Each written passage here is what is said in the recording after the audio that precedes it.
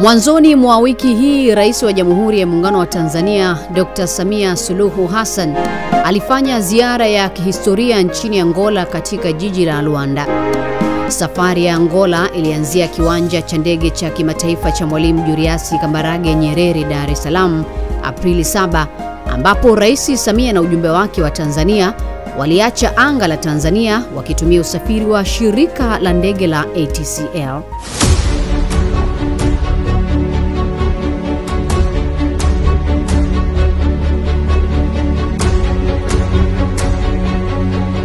Ni safari iliyochukua takriban saa 4 angani, na hatimaye msafara wa Rais wa Jamhuri ya Muungano wa Tanzania Mheshimiwa Dr. Samia Suluhu Hassan uliwasili katika uwanja wa ndege wa kimataifa wa 4 de Fevereiro, Luanda, na hapo ziara ya kiserikali ya siku 3 nchini Angola ikaanza rasmi.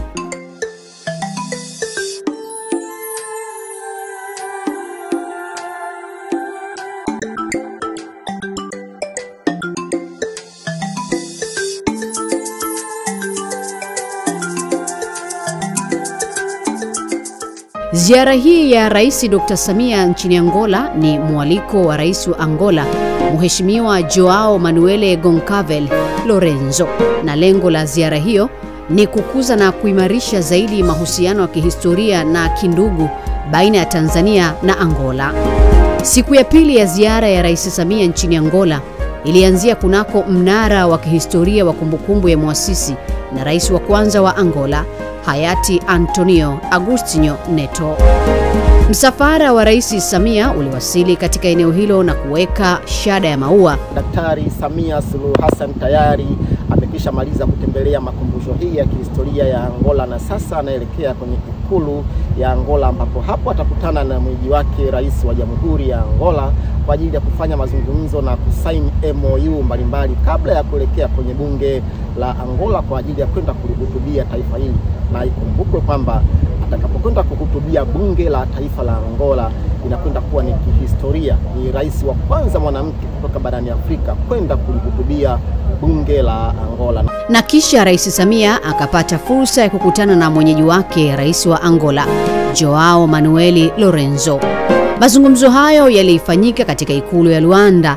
Baada ya mazungumzo hayo, viongozi hao walipata wasaa wa kuzungumza na wanahabari, na hii ilikuwa ni sehemu ya hotuba ya Rais Dr. Samia. Apart from trade and investment, we agreed to strengthen cooperation, exchange knowledge and shared experience in other important sectors, including the minerals, oil and gas sectors, which with a focus on creating more employment opportunities for our youth. And this is very, very important. Creating employment opportunities for our youth.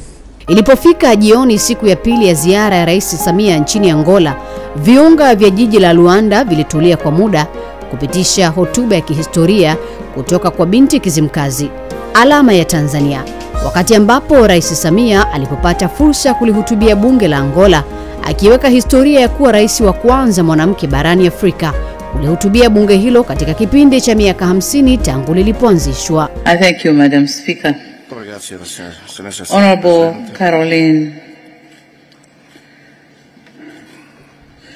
Honorable Caroline Sequeira, Sua Excelência Senhora Carolina Sequeira, Presidente da Assembleia Nacional da República de Angola, caros ministros presentes aqui da Angola e da Tanzânia, caros deputados da Assembleia Nacional, secretário-geral da Assembleia Nacional, distintos convidados, minhas senhoras e meus senhores, muito boa tarde.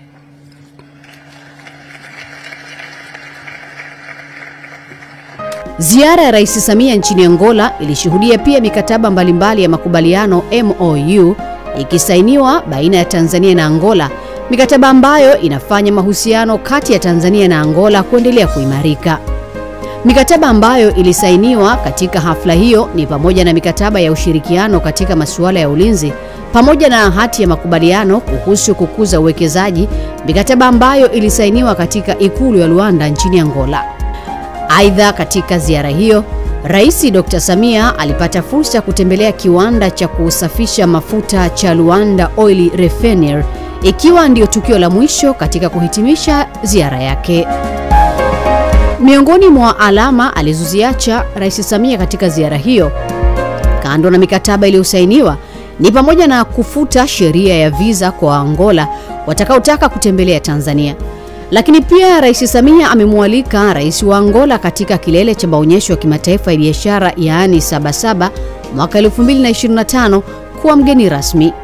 Rais Samia alihitimisha ziara yake kwa kuagana na mwenyeji wake, Rais wa Jamhuri ya Angola, Mheshimiwa Joao Manuel Lorenzo, katika ikulu ya nchi hiyo na kurejea nyumbani Tanzania mapema jioni ya Aprili 9 mwaka 2025.